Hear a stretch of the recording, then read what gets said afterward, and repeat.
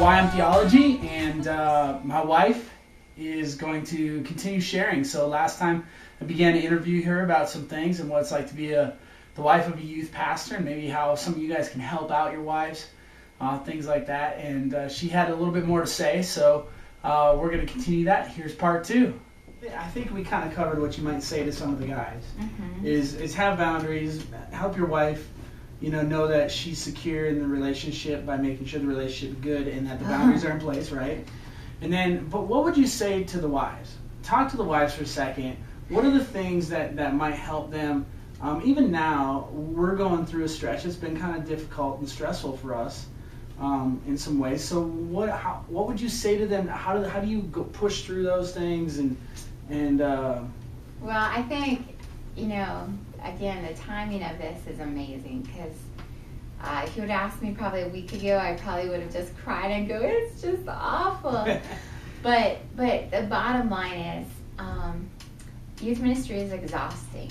And if you are not taking time to be in the Word, so that all your activity is coming from the overflow of letting Christ flow, you're going to get beat up. You're going to be doubtful. You're going to be weary. I think for me, as much as I'd love to say I can do this, I'm not a single kind of parent. But sometimes in youth ministry, your spouse is going to be on weekend retreats. He's going to be getting phone calls. You're going to feel a little single parent. But I found that yes, I was missing John with just our passing and the night kind of schedule that was going on. But what I found more is I was missing my time with my Savior. And a lot of times, like when I'm in ministry, when I'm actively talking to students or talking to leaders or talking to the college, I find myself naturally drawn to being in the Word, because they're asking questions, they're prompting me and helping me challenge myself to go, oh, I need to know that answer. I need to know what I think about that. Mm-hmm. But if life gets busy and distraction overtakes you, it can just become heavy, and you have to have a person that you're willing to go to. I made the mistake of thinking I could handle it by myself, and found out, what? I needed to go to my senior pastor's wife and say, hey, I made bad choice of not coming to you sooner, or I've been struggling being in the Word. I can always tell when I'm not in the Word. And I would say this to the guys,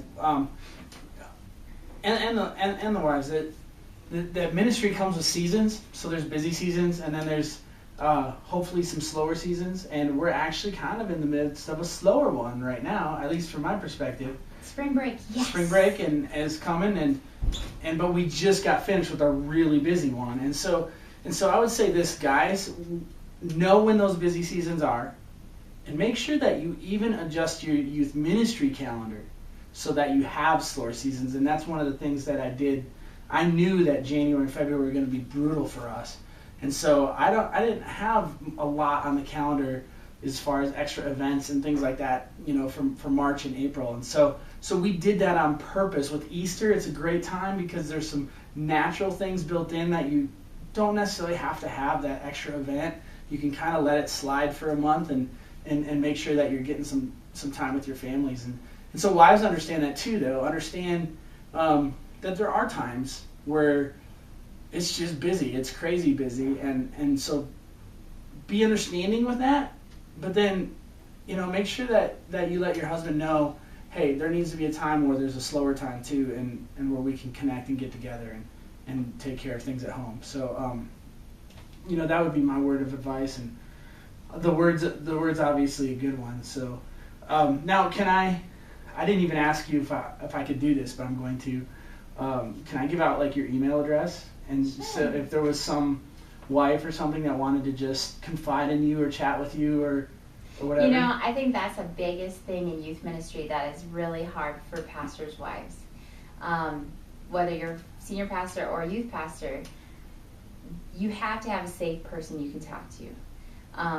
Yes, your spouse is available to you, but he's not going to want to sometimes hear every frustration or especially when he's the problem. Stuff like that.